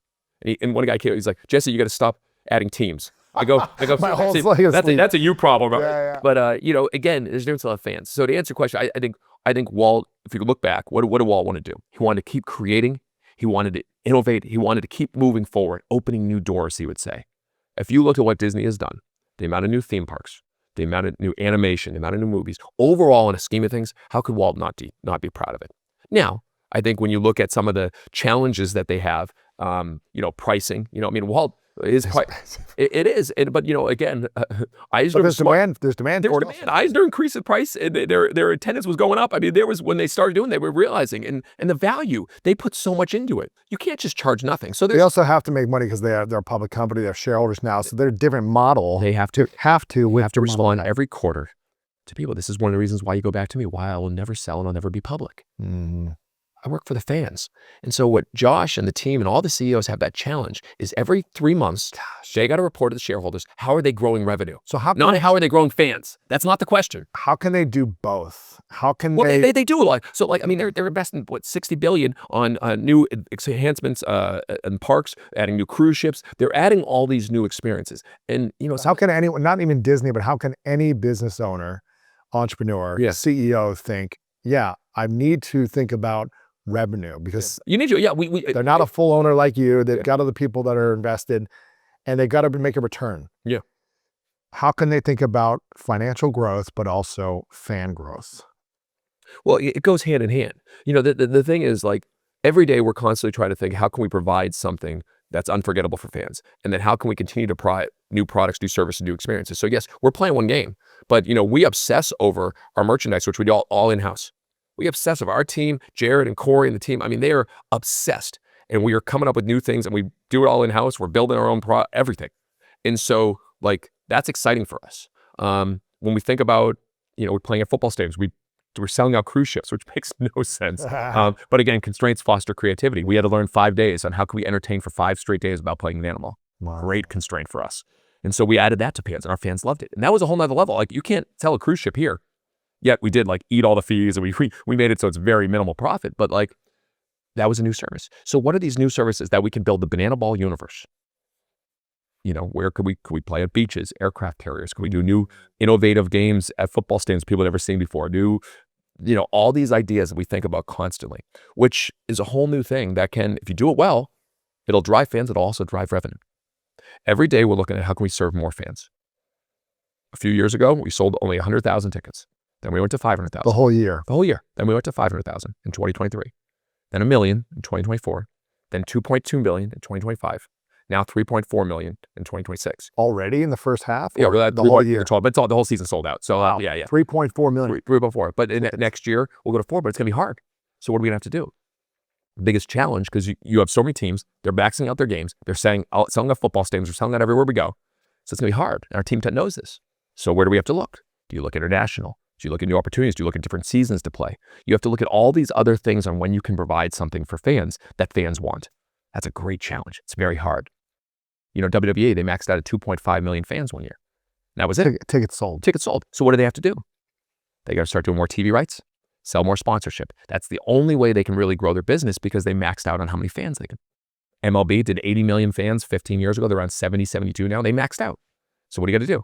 Higher TV rights, deals, yeah. higher sponsorship, all that. More expensive merch. Yeah. We got to find out how to serve more fans.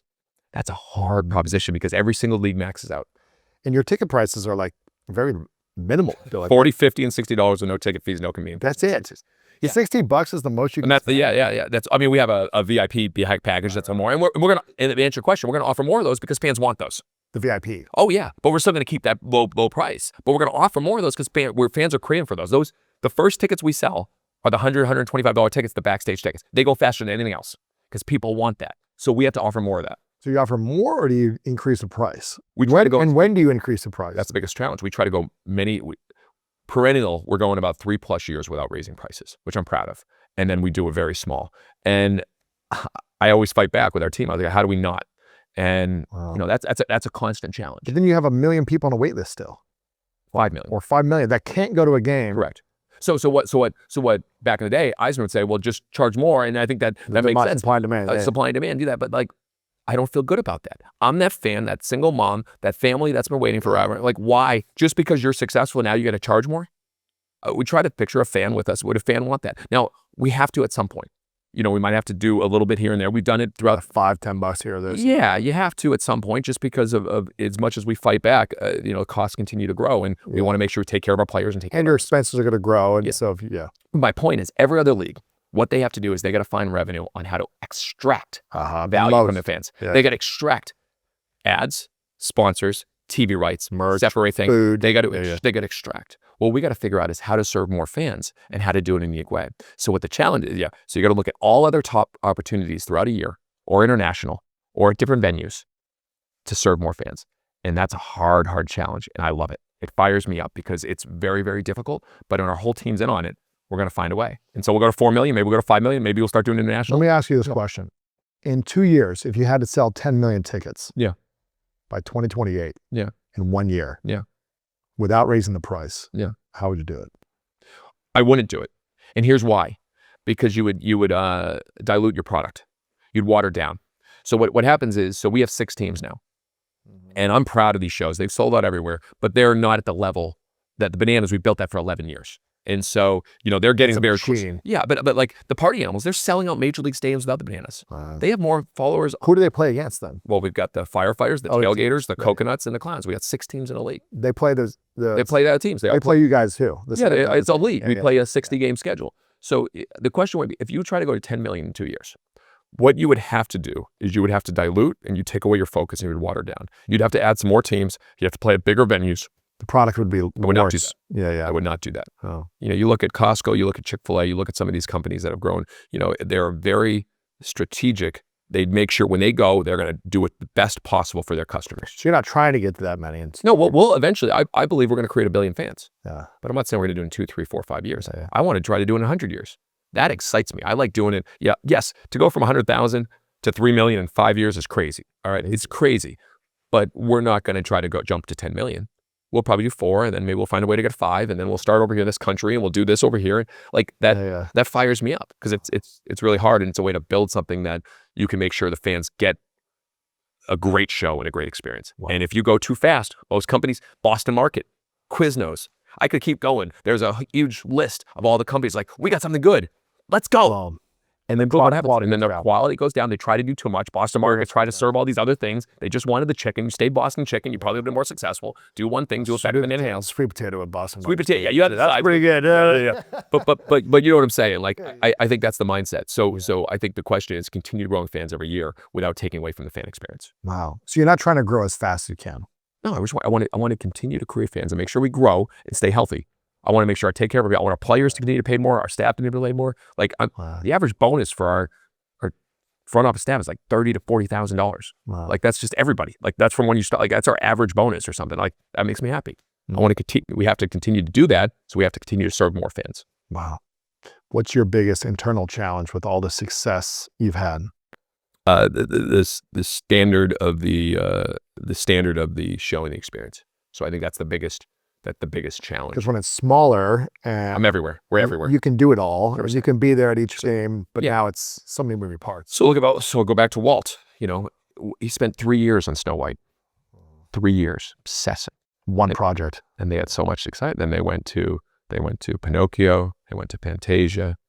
They had 3 movies going on at once. And all those, you know, while now they've, you know, critically acclaimed, but they all did not succeed. They actually lost money. They were failed. He couldn't put his whole focus in it. And then when Walt solely focused on Disneyland, every single day he was walking it, he was setting up, he was visioning it. Focus is everything. And so when people say, why don't you grow? So it's like, we've learned this. Going from 1 team to 6 teams is hard. Yeah. And so I think that's the one thing that internally I just try to, how do we make sure the show and the experience at the highest level? And we're gonna have to be very strategic. How are you going to keep your focus when you're only going to expand though? You have so many cool projects happening and so many ideas and you're creative and you're writing down 100 ideas. You sound like my wife right now, by the way. She asked this question. She's like, so how are you going to do it? There you got a cruise ship here and you got 30 games over here and you got these teams and this and project, Disney and it's like you have so many cool, I'm on the ESPYs now, I'm doing this thing, I'm doing this project. There's so many ideas. You got how many people on your team right now? We got 10 full time, but we got about 30. They're doing side. freelancers. You got to build your team. Yeah. When you just started, tell me your first podcast. What was it? Me and Robert Greene. Yeah. It's two. Yeah. And you just started. That was just it. It was just it. Yeah. And so the iPhone. Yeah. It's now you built your team and they've been, I mean, just my time here, it's a different level. So like I have to spend as much time as I can with the core people that can have the most impact on each show. Yeah. And I have to do that. And we have to obsess. And I have to not be afraid to coach when it's hard. Hey, like, you know, we were at the ESPYs and there were certain things that were missed. Like they were, it was missed. And like our team delivered. I was so proud of it. But there were cameras. You guys miss it, but not everyone else misses it. Well, no, it was like camera shots and details and things not even out of our control. So this is one of the reasons why Lewis is like, I think you've learned this here. You can control everything. Yeah. People like, oh, you're a control freak. That's not a bad thing. When you can control everything, we control our tickets, our merchandise, our show, our experience, about a product, our deal points, because we care at a different level and we obsess over it. And so that's where I got to make sure when we go to other places, we can't lose control. If we lose control, we're in trouble. So you got me going today, man. What do you think will be your biggest downfall if you do what, or if you don't do what? Yeah, it would be taking an opportunity for the wrong reasons. So again, going against your values. Going against your values. You know, as like I said, what Roy said when. But what if it's such a big opportunity? What if it's like, man, this is a big number. This is something I never thought I could imagine. Yeah, it was with Steve Jobs with Johnny Ive, you know, his creative director, and he said, you know, focus is when you wake up and you so badly want to do something and you're willing to say no. Gosh, that's crazy. He's like, there were so many things that Apple had the opportunity to do, but if you look at what they did, hey, for 2 years I'm going to focus on, you know, the iPod. For 2 years now I'm going to focus on the iPhone. 3 years alone, like they would spend just constant. You know, they innovated more than us, but they spent obsessive focus for years on one main product. They had their other ones going, but their A team, their best of their best, was only focusing on one thing. And so yes, we could get the biggest opportunity. We've got some crazy opportunities. I could run and say yes to it. And then what happens to the rest of it? And so, you know, where your focus goes, what does Tony Robbins say? Where your energy goes, your focus goes, something like that. And so, yeah, where attention goes, your energy goes, or something like that. Yeah. It makes sense in my head. But I mean, yeah, that's so the downfall would be we take something like, you know, we have some movies coming up, we have some ideas, we have some things that we're working on and some shows. And I have to remember that, hey, keep the main thing the main thing. Mm-hmm. And I believe we can be the best in the world, creating the greatest show and greatest live experience than any other sport. And so I got to remember to keep that the main thing. That's what drives us, all of us, everything we do. What's your 3 favorite baseball movies? Ooh, that's good. Ooh, that's such a tough question because I'm going to get criticism on that one. Just what comes to your mind. Yeah, what comes to mind? I mean, you go back to the Sandlot was Oh, obviously Sandlot. just, and again, I've been able to connect with those guys, and we've had Patrick Renner with us, the great Hambino. He's amazing. Oh man, And so yeah, that was that's a great movie. you know what, one that I watched like religiously, which no one will ever pick as one of the greatest baseball movies, For Love of the Game with Kevin Costner. I was just obsessed with that one because I was a pitcher. But I mean, yeah, I mean, Field of Dreams, the moment with the dad is special. Bull Durham was so funny. There are moments. I mean, Major League. Jeez, I'm listing literally all the baseball movies. Top 3. What am I missing? What's a movie that inspires you the most with the vision that you have? What's a movie that you watch, whether it be now or when you're a kid, that you're like, this feels like me, what I'm going after? Inspires me the most. The Greatest Showman, or just Yeah, I mean, I love The Greatest Showman because of what they're doing, but I don't know if it's the most inspiring movie. Rocky. I don't know. What's your? No, I mean, again, it's so crazy, Lewis, and I mean this. I am so focused down on what we're doing, and even my family in the business, that like my mind doesn't even go to movies. Like the realest recent one I saw was Michael, and Michael Jackson. What do you think of that? There was a lot more to be told. Yeah, of course. A lot more to be told. As someone, I studied Michael. I was obsessed with Michael as a kid. One of the greatest performers of all You time. perform Michael Jackson a lot. I have. Like you have like all these videos of you dancing. That's bad that you know that, but yes, I've seen those videos. I was obsessed with Michael. A great performer. I mean, I think there was moments in there. He goes, you know, if you see Haley's Comet every year, it won't matter anymore. It's not special, right? Not special.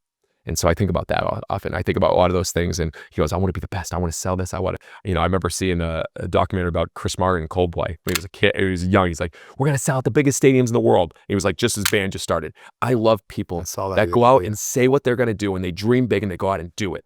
And so like, yeah, Michael and some of those documentaries, I love that.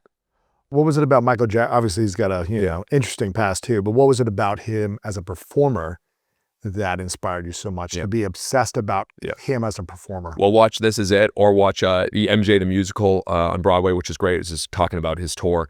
It was such an obsession over every moment, every beat, everything that comes in, every sound effect, everything.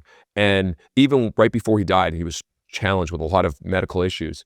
You see that tour, he's like, no, we got to hit it here. No, right here. We have to hit it here. It was every moment. And I watched that.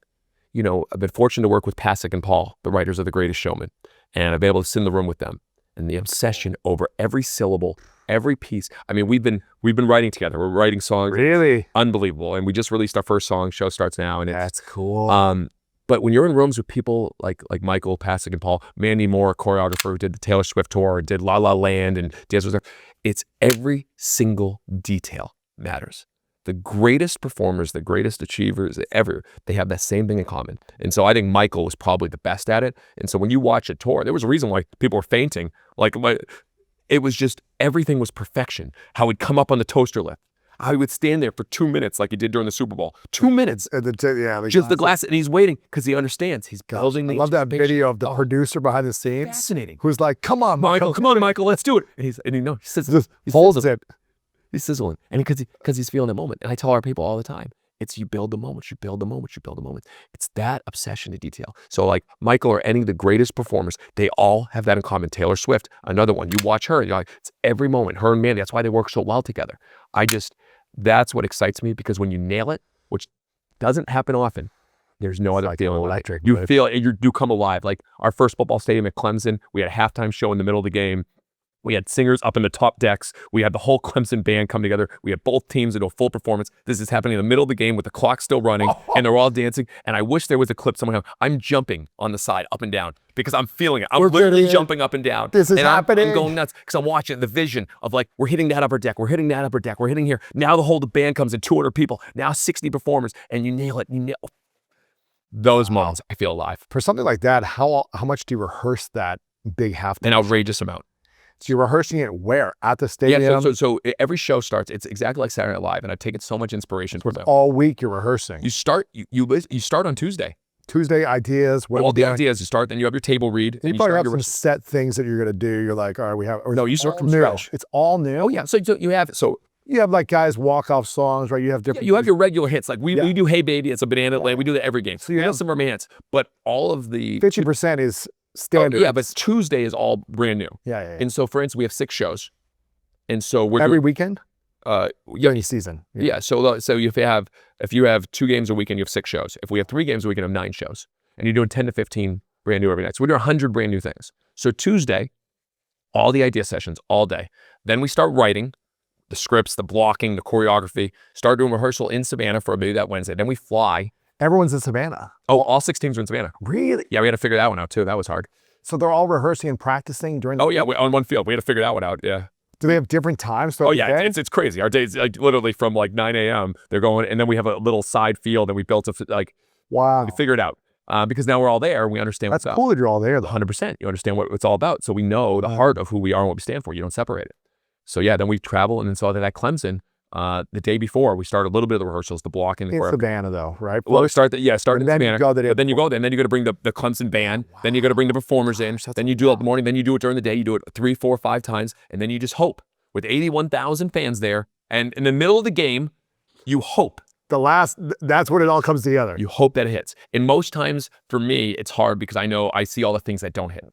Oh yeah, 100%. You're always going to see things that don't hit. So like Walt, always, whenever I go on a ride, I'm always asking what's wrong with things, how it's improved. It's so funny because I was at we do a big event every year called the Summit of Greatness, and we do some smaller kind of mastermind events or whatever. But we're not an event company, but we like to put on a show when we do it. We want to go big. Oh yeah, we've never made any money because we overspend on production and experience, the and music, philosophy, dance, and art. We make it an artistic expression of life. And when you spend money on art, you don't make money unless it's like a long-term investment. So, and we don't sell anything at our events. Yeah. There's no upsell. There's no nothing. It's all fans. It's the worst business model. Yeah, but you're creating a community. There's a purpose for it. You're creating a community. Back, yeah, right? 100%. And it's so funny because, so I relate to this because we're rehearsing for 2 days before, but we're really rehearsing all year round. Yes. And then we only have like 2 days on location. While you're building the set and the production, and there's tons of moving parts to try to get the essence of the feeling you want to create. Yes. And you hope that when it starts at 9 a.m., like the music cues hit, the performance, like everything works with all those rehearsals. So I understand that feeling. And I was in Australia last week, had a little speaking tour. Yeah. And I wasn't putting on the event, but the guy who was putting on the event, it's just so funny because I notice when something's not working 100%. also from behind the scenes. Yeah. And we were doing like this little kind of VIP meet and greet Q&A at the end. And I could see, because at one point we were given the mics to like do Q&A. Yeah. And the mic wasn't on. And I could just see him scratching the mic, like without anyone noticing. I looked over, I see him scratching it and just kind of tapping and then looking over. And I just laugh and I look at him. I go, you're obsessive like me, to the littlest details. The mic is not turned on. Like, right when you need it to be turned on. And I could just see it. And we just kind of had this laughing moment of the production mind, You always see it. But I think what you said earlier was really brilliant. You said, you have this feeling that you want to mind. I think most people, they're like, I want to build this, I want to create this, I want to do this. Wow. But it's work backwards from that feeling. Like, what's that feeling that you, like, if you work backwards, I had, when I was struggling, I was, starting in Gastonia, and it was just me. It was like a few of us, I was burnt out almost every night. Really? Oh man, I was doing everything. I was doing sales, I was doing sponsorship, I was doing finance, I was burnt out. And finally I was like, all right, what days are the days that I feel good? And I looked at my schedule, and it was days that I was coming up with ideas, or I was out sharing what we're doing, talking to people, or I was promoting, I was doing all that, or I was learning, I was doing that. And so I created, my energy list. And it's all things that are creating, sharing, and growing. Yeah. And what I realized, what you just said there, it's like, work backwards from that and work backwards from the feeling that you want to have. Yes. And like, I vividly can remember that feeling at Clemson, jumping up and down. I can feel it right now because everything came together. And it's like, okay, why? How do you work backwards from that? What are you trying to create? I was like, what I felt was everyone together was doing something together. We were building something together. It wasn't just one person doing this, one person doing this. It was hundreds of people on the field, people up in the stands, everyone in this moment together. And it's like, okay, I always want to create those shared, emotional, powerful moments where you feel alive. And so that's what I work backwards from. Because if I can have one of those a day, one of those a week, it's a great week. It's a great day. That's big. Yeah. Wow. So everyone, there's hundreds of players now? And 160 players, 150 cast members. How does this work then? Do you pay their rent, or do they have to move? They have to move there, and then they find an apartment, they find a house, and they live their life. They're getting a salary. Yeah, right? yeah. So you're not paying for. Yeah, I mean, we pay them year round, which most leagues don't. We pay them year round. They have full health insurance. They have all the the benefits and all that stuff. But yeah, we're we're really proud of where it's Wow. come, because, you know, you look at where baseball leagues and minor leagues and everything else. I mean, it's just at such a low level, and we're continuing to grow at a higher level than we ever imagined. And very grateful for that. Now I'm curious about this, because most people think of it as obviously they're coming to watch baseball, but you look at it more as entertainment, I'm assuming. Yeah. Yes, baseball's the game we're playing, I guess. Well, banana ball. We don't use the term baseball because it's not baseball yet. Okay, it's banana ball. But are you trying to get your guys to be better at dancing and entertaining and performing, or trying to have them better at banana ball with playing baseball within your level of banana ball? D, all of the above. Really? So, like, yes, I mean, Because right now I'm assuming they're better baseball players within banana ball rather than they all start as baseball players. yes. They become banana ball players. Uh-huh. And what we hope is they all obsess over putting on the greatest performance, the greatest show, and creating fans. And so we're very intentional. I mean, during our spring training, we spend days going through who we are, what we stand for, what great banana ball is. In the middle of the season, I meet with them, I talk. We literally have everything timed, how long the games are, how many trick plays we're doing, all of this. I mean, it's a constant metric of how do we make the game better. I mean, we're having games with over 30 trick plays. That's backflip catches behind. And we have first baseman catching the ball behind their on a ball thrown like this. We've had double plays where a guy catches it bare hand at first base on a 90-mile-an-hour. It's crazy. Wow. Bare hand backflip catches. They're doing things every night I've never seen before on a baseball field. I love that, because that's how we can't get bored. You know, going back to the feeling of boredom. If we've seen it all, You want to watch to see what's happening. oh yeah, 100%. You're like, I don't want to miss something. what's gonna happen? If me and our team we don't want to miss anything. Good luck for the fans their first time coming. What do you think will happen when all of your players get better at dancing and performing and the entertainment side just as good as they are at the baseball side? Well, you plus so or better. yeah. So here's a thing that I learned in we talk a lot about raising the bar, and we talk about who's going to be the bar raisers. And so, like, for instance, we had Ziggy, Alex Ziegler, and so he was the bat trickster. I found it. He was on the internet doing bat trick things. That's cool. Yeah, and he balanced and he can do all these things, and so he's a bat trickster. But can he hit the ball?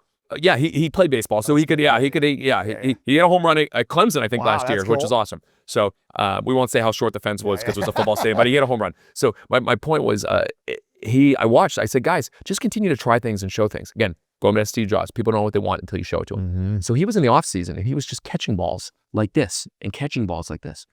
So I said, Ziggy, what is that? He goes, I just been working on it. So I call our coach. I go, let's put Ziggy at first. He goes, Ziggy first? And I go, yeah. He's catching from behind his He's back. catching behind his back. So he goes over there and he's just practicing over and over and over again. And the first time a guy throws a ball over and he immediately turns and catches it like that against Alex, we were all like, what? And then the next day he catches ball like this. He's now our regular first baseman. Wow, that's cool. But professionally, he's doing it. He raised the bar. And now everyone else needs to learn how to do that at first. DR Meadows, our center fielder. First he's like, I can do a backflip. I'm going to try to catch a ball doing a backflip. Start doing it. Then he's like, I'm going to try without a glove to the bear hat. Then he's like, I saw the Saquon Barkley where a guy jumped over backwards. I'm going to jump backwards and catch the ball between my legs. Wow. He did the Saquon Barkley. He raises the bar in the outfield. Yes. Rack raises the bar. He's trying to do aerial catches and all these other things. So for instance, everyone you look at raising the bar, Derek Klena, I don't know if you know the name, but Derek Klena was a Broadway A-lister, is a Broadway A-lister. And passing and tall, we were writing and coming up with ideas. And he goes, have you heard of Derek Klena? I go, no. He starts showing me. I'm like, he was on Wicked, literally, and Moulin Rouge, and like A-lister. But he played baseball at UCLA. Wow. 13 years ago. And I was like, Derek, and we Come out and play. connected. I go, crazy idea. Why don't you come down to a tryout? Come sing and He comes play. down to a tryout Shut up. and he takes a mic out, sings, and it's the best I've ever heard singing on a field because it's Broadway, full, unbelievable. And then he pitches. I was like, the arm works. Now he's not throwing 90 miles an hour, but the arm works. Yeah, yeah. So we talked. We said, want to give it a shot. Is he playing now? He's a full-time player with the big. Come on. And so when He was on Broadway, now he's with you guys? he left Broadway, and now he's a full-time. He's a pitcher? Oh, yeah. Does he sing like in the middle of innings or something? yeah. Or- Wow. Derek has generated hundreds of millions of views. He has gone from thousands of followers to hundreds of thousands of followers. We wrote our song Show Starts Now. He sang at the ESPYs live, That's incredible. and it's Wow. he raised the bar. So now that we have a singer player, Now what's we need- next? You mean a dancer player? You Well, yeah, we have breakdancing coaches. We have other things. And we have cast that's unbelievable that are doing things that I've never seen before. And we've got two Broadway type guys that are hosts for the Indianapolis Clowns. We've got the #1 juggler in the world, Spencer, who's with us juggling for the Indianapolis Clowns, which was the former Negro League team that was all about entertainment. We've got an acrobat who was from Cirque du Soleil. Wow. We've got one of the best contortionists in the world that's with us that we're going to give him his first at bat this week. So he's got to come up to bat, and hopefully he'll be like, enter something. hopefully he'll be completely flat on the ground with no strike zone. We'll see Wow. what happens. And so you keep pushing the envelope and raising the bar. And so who's going to raise the bar in your position? Who's going to raise the bar here? And that's what excites me. This is cool, man. That's why you got to I see gotta- the show, man. I got to bring gotta out. get You to I see a gotta show show. out. Yeah, I got to come out. Yeah. This has been powerful, Jesse. I've got a couple final questions for you. This one's called The Three Truths. Imagine it's your last day on Earth many years away. Yeah. And you get to create and manifest everything you want in this life, from personal to banana ball to everything. It comes true beyond your wildest dreams. Imagine 6 years ago when you did your first game to where it is now, how much it's grown, and imagine 50 years from now where it could be. Yeah. But on your last day, you have to take all of your information with you. Yeah. This conversation, your books, anything you ever say, Yeah. video's gone. Yeah. But you get to leave behind 3 lessons to the world. Oh, jeez. Yeah. You've asked it for. I don't. You only get to leave behind 3 lessons that we would get to remember of your content. What would those 3 truths be for you? Yeah, I mean, I go back to, the first thing we ever put on our fans first playbook. I wrote, be patient in what you want for yourself, but be impatient in how much you give to others. And so I think that's something that I've really learned that has been powerful for us. Again, this isn't so eloquent, but do what gives you energy. I think that's just something that I've, and again, there's lots of all these sayings that I think our staff could all say are my sayings, but I don't want to use those. I just like to keep things simple and spread joy. Just spread joy, man. And it's how you show up, how you do anything is how you do everything. And if you spread joy, you bring energy, and you give to others, I think anything is possible. Good things happen. Yeah. Good things happen. Yeah. You've got Banana Bowl, I believe. Is it on ESPN in October? Do we know where it's at? Disney, the Banana Bowl. Yes. What is this Banana Bowl? It's the biggest event in Banana Ball history. Have you It's our done Super this Bowl. before? It's our WrestleMania. No. So what is it going to be? What can people expect when they watch it? What can So you share? we're bringing all 6 teams, all of our cast. There'll be hundreds of people. It's gonna be the biggest performance of our lives. We're gonna picture a Super Bowl halftime show, but we're gonna do the final inning show with all original music, and it is gonna be over the top, and it's gonna be larger than life. And it is the scariest thing I've ever done because it's the biggest stakes. And if you go back to first WrestleMania, the first Super Bowl, all those moments, this is it for us. And to show that it's so much more than just one team, so much more than just one person. It's a movement, and the Banana Ball universe is here to stay. Wow. That's our first night. We're going to go out and prove. Wow. Where's it going to be? Do we know yet? Do we? not We can't share. It is something that has changed. It's not public yet. It's not public, and it's changed a lot over time. Maybe you don't know where. Well, there's a lot of things that have changed, and there's intentionality on where it's going to be, and we're pretty close to be able to announce that. Wow, that's cool. Yeah. But it'll be televised, or it'll be. It'll be all over Disney. It'll be all global. It'll be Disney, and there'll be things that we've never done before, bigger than we've ever done them before. And I'm hoping for that feeling that I had at Clemson, that I'm jumping up and down. Wow. But it's going to be extremely hard, and if we deliver, it'll be something people will never forget. Wow. It'd be cool if it was at Disney, huh? Yeah. Well, we played games in the wide world of sports, but Yeah, you can't have it at I don't think Magic Kingdom there. We could fit the fields and all that stuff there. Maybe one day. What by the end of Banana Bowl, what is the feeling you want to have after it's midnight, all the fans leave, and you've accomplished your first ever Banana Bowl? What do you want to feel?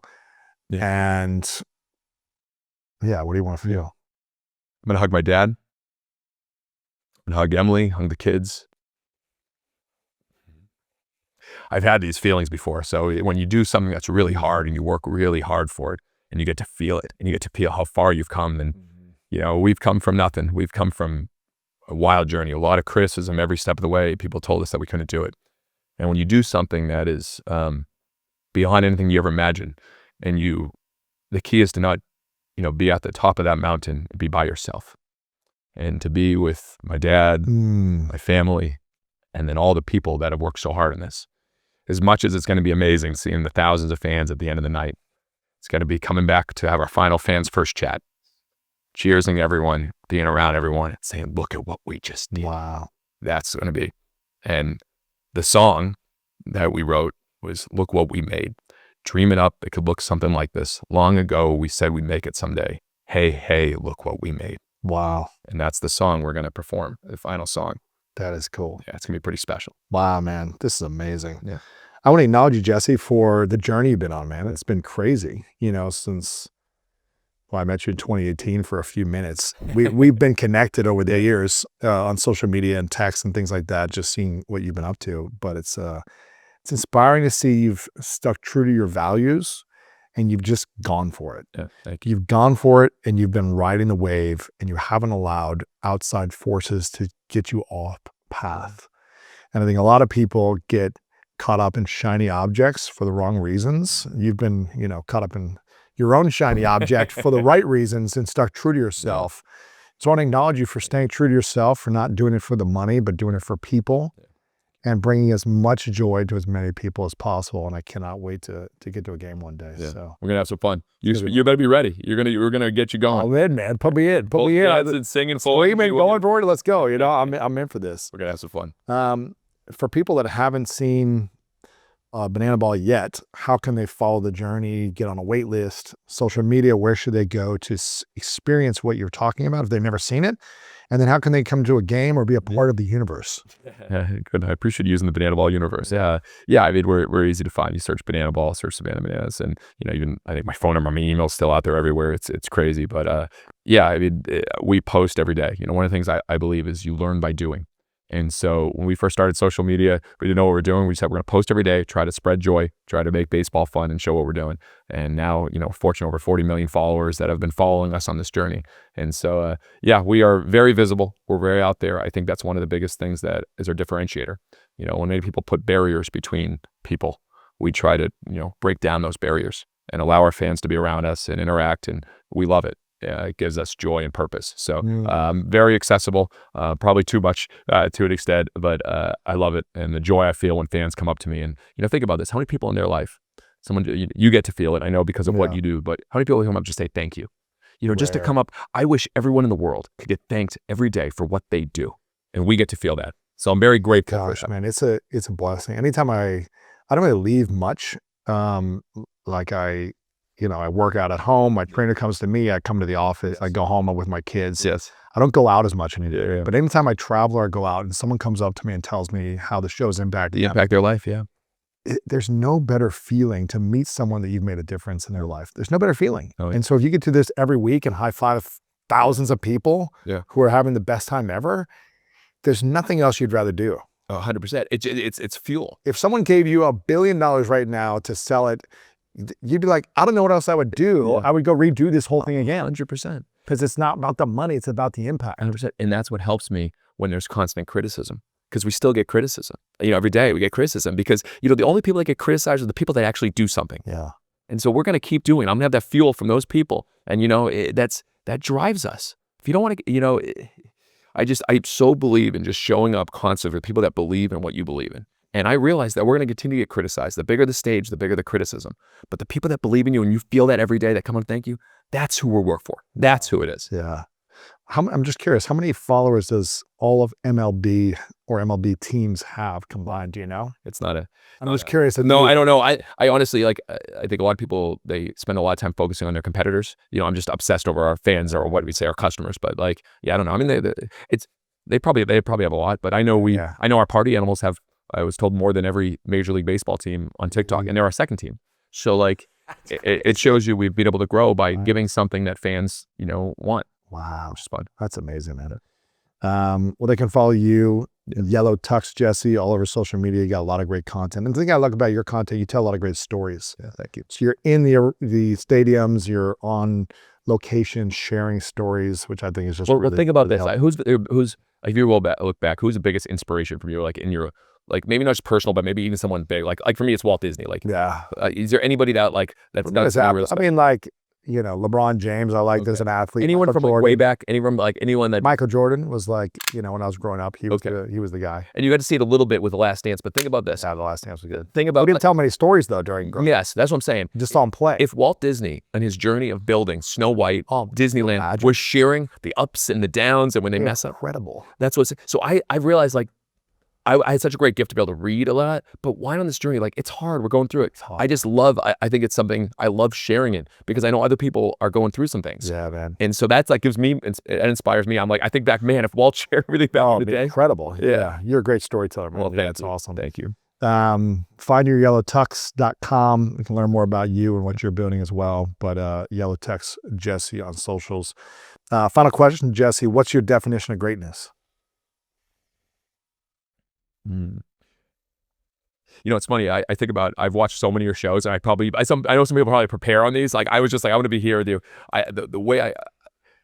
Greatness is someone being the best version of themselves and truly being able to give and go all out and just really, I think about what we do, and I think about, I've been surrounded by a lot of greatness, and they've been in tune with everything that lights them up, that makes them feel alive, and they give everything they got at the best version of themselves. And I think that's something that, you know, you could look at greatness as, you know, success, fulfillment, joy, and I think all that comes to, but someone that's truly great is able to put in tune everything that they have, everything that they can give to the world, and they give their best. I think that's what greatness can be. So I probably should have thought of that more in detail. But okay, it's funny. No, it's so funny. Like, I know you asked those questions, but I was like, I'm just going to be present with you, and I'm not going to like think about stuff. But That's beautiful, man. well, what do you define greatness as?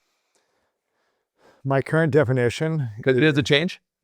it probably has about. That's where I figure where you are in your world. Yeah, it is. And for me, it's discovering your unique talents and gifts. Yeah.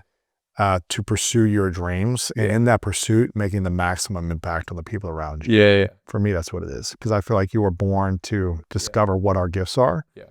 And I feel like it's a waste if we don't pursue those gifts.